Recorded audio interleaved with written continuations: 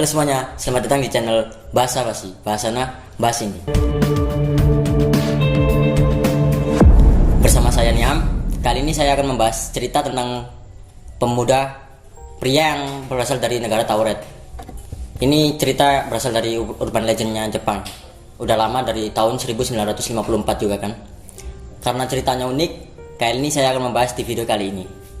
Cerita berawal pada musim panas di tahun 1954 di Bandar Haneda, tepatnya di Tokyo. Seorang pria misterius yang mengenakan jas serta membawa koper masuk di Bandara Haneda, Jepang. Saat itu, setelah pria ini masuk, petugas langsung memeriksa pria tersebut.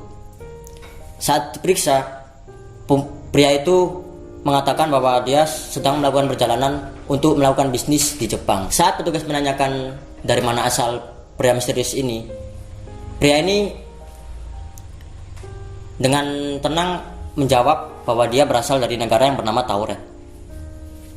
Petugas semakin kebingungan saat mendengar pernyataan pria misterius tersebut, karena sepengetahuan mereka tidak ada negara yang bernama Tauret. Saat mendengar pernyataan petugas, pria misterius ini memberikan paspor yang dia miliki. Petugas melihat paspornya. Saat dilihat, terdapat stempel visa dari berbagai negara lain, yang artinya pria ini sudah melakukan perjalanan ke berbagai daerah lainnya, termasuk di Jepang. Sedangkan Bandara Haneda baru beroperasi pada tahun 1952, baru 2 tahun kan. Nah, bagaimana bisa pria ini mendapatkan stempel dari 5 tahun yang lalu? Aneh aja gitu kan. Saat mendengar pernyataan petugas semakin kebingungan, karena pria misterius ini seperti dari negara anta beranta gitu. Saat petugas kebingungan, petugas langsung menghubungi atasannya. Saat atasan datang, atasan juga kaget karena negara Tauret juga nggak ada sebelumnya. Memang nggak pernah ada negara Tauret di dunia ini.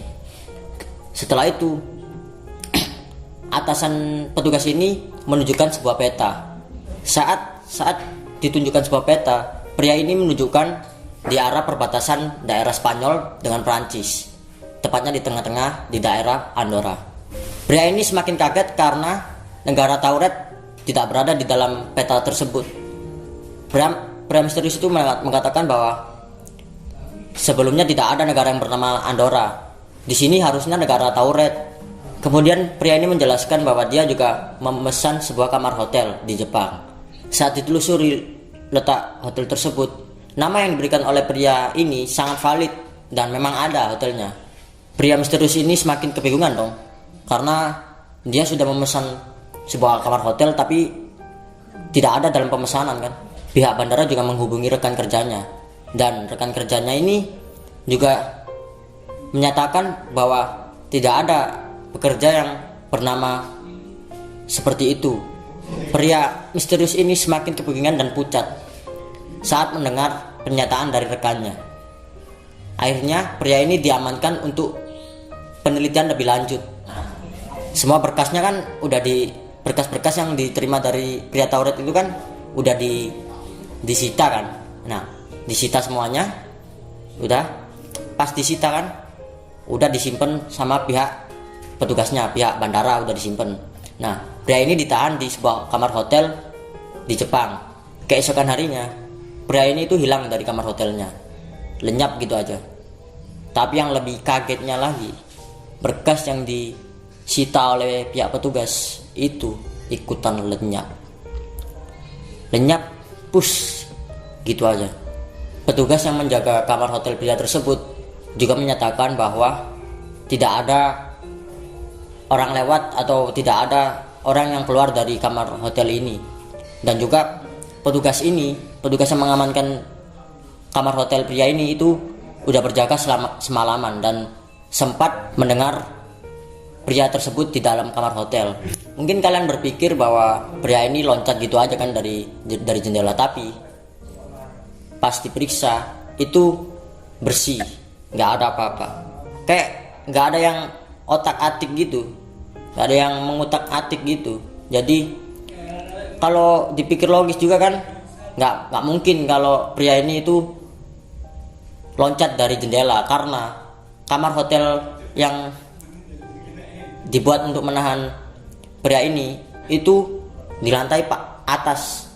Aku nggak tahu logisnya di atas sendiri atau di tengah, yang penting itu sekitar nggak mungkin dilompatin oleh pria tersebut. Jadi kalau menurutku sih memang kejadiannya dia hilang gitu aja sih. Kalau menurut kalian gimana? Apakah ini time traveler? Apakah sejenis dunia paralel? Kalau pendapatku pribadi, ini adalah dunia paralel. Karena di dunia ini tuh dimensi banyak banget. Karena kita kan nggak tahu, dan mereka juga nggak tahu kita itu ada di dimensi ini. Jadi mereka itu saling tidak menyadari kalau di luar sana itu banyak kehidupan yang lainnya. Oke guys, sekian dari saya. Kalau ada kekurangan dan kata-kata yang saya ucapkan, mohon diperiksa lagi, mohon dikoreksi. Kalau kalian ada saran cerita untuk dibahas, tolong tulis di kolom komentar ya. Sekian dari gua, jangan lupa like, comment, dan subscribe. See you next video guys. Bye.